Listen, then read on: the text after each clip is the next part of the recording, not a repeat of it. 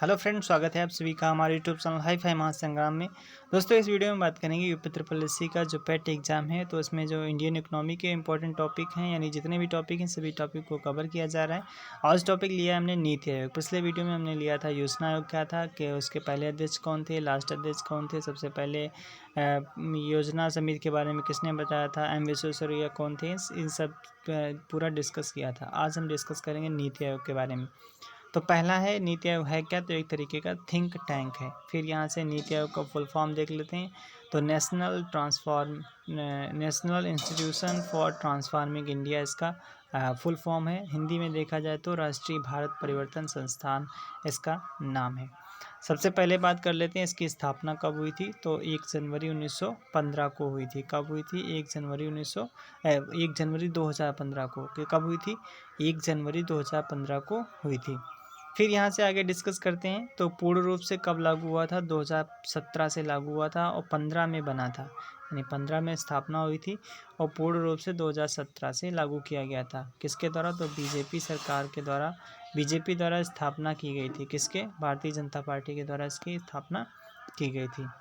अगला है, यहाँ से क्वेश्चन बनता है कि इसका संगठन क्या होता है। यहाँ से क्वेश्चन बनता है। तो संगठन में एक क्वेश्चन बनता है कि अध्यक्ष कौन होता है इसका। तो प्रधानमंत्री होता है। पहले अध्यक्ष कौन? मोदी जी। यानी यहाँ ये भी क्वेश्चन बन सकता है, जो नीति आयोग के पहले अध्यक्ष कौन है? अभी भी में मोदी जी हैं। तो कौन प्रधानमंत्री होता है? वर्तमान में प्रधानमंत्री कौन? मोदी जी। और पहले अध्यक्ष कौन? मोदी जी। गवर्निंग काउंसिल का मतलब सभी राज्यों के मुख्यमंत्री और संघ क्षेत्रों के उपराज्यपाल होते हैं। उपाध्यक्ष कौन होता है? तो उपाध्यक्ष होता है प्रधानमंत्री द्वारा नियुक्त किया जाता है। और वर्तमान में कौन है? डॉक्टर राजीव कुमार। पहले कौन थे? पनगड़िया। कौन? अरविंद पनगड़िया इनका नाम था। पहले उपाध्यक्ष कौन थे नीति आयोग के? उनका नाम था अरविंद पनगड़िया।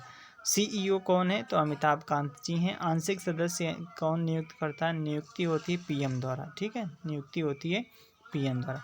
अब यहाँ से आगे डिस्कस कर लेते हैं कि उद्देश्य और इसका कार्य क्या होता है। यहाँ से भी क्वेश्चन थोड़ा बहुत पूछा जाता है। तो इसका उद्देश्य एवं कार्य क्या होता है? तो भारत सरकार को दिशात्मक और नीतिगत जानकारियाँ प्रदान करना नंबर 1 ये काम होता है। नीतियों के क्रियान्वयन को तेज करना, ये भी इसका इम्पोर्टेंट काम होता है। केंद्र राज्य जो समन्वय को बढ़ावा देना इसका भी नीति आयोग का कार्य होता है। थिंक टैंक के रूप में कार्य करना, यानी नीति आयोग में आंशिक और पूर्णकालिक जो सदस्य होते हैं वो क्या होते हैं? विशेषज्ञ होते हैं, इकोनॉमिस्ट होते हैं, यानी फिर अर्थशास्त्री होते हैं, उनको रखा जाता है थिंक टैंक में, यानी जो विचारक एक तरीके से। अगला है, विदेशी संस्थाओं के अनुभवों को ग्रहण किया गया है। इसमें देश के विशेषज्ञों का अनुभव भी रखा गया है। एक योजना तैयार की गई। क्या? एक योजना तैयार की जाती है। अगला है, योजना आयोग के केंद्रीकृत है। योजना आयोग की केंद्रीकृत नीति की जगह क्षेत्रीय नीति को बढ़ावा देता है। योजना आयोग जो थी वो केंद्रीकृत नीति की जगह क्या करती थी? क्षेत्रीय नीति को बढ़ावा देना इसका रखा गया है।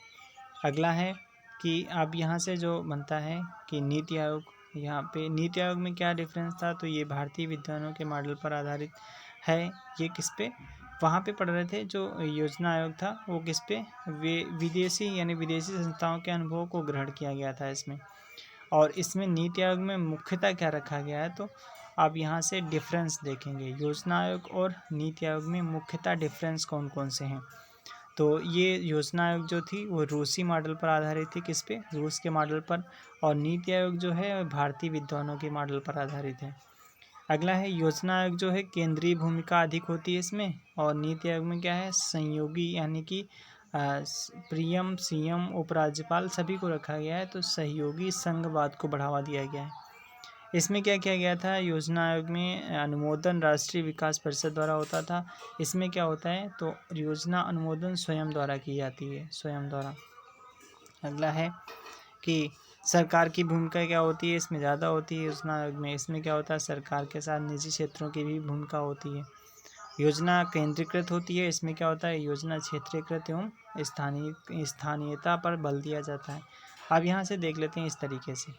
पहले क्या होता था? पहले केंद्र में योजना बनती थी, तब क्या होता था? यहाँ पे पहले देख लेते, केंद्र में प्लान बनता था, फिर क्या होता है? स्टेट में आता था, फिर जिला पर पहुँचता, ब्लॉक पे, फिर गांव में लागू होता था। अब क्या है?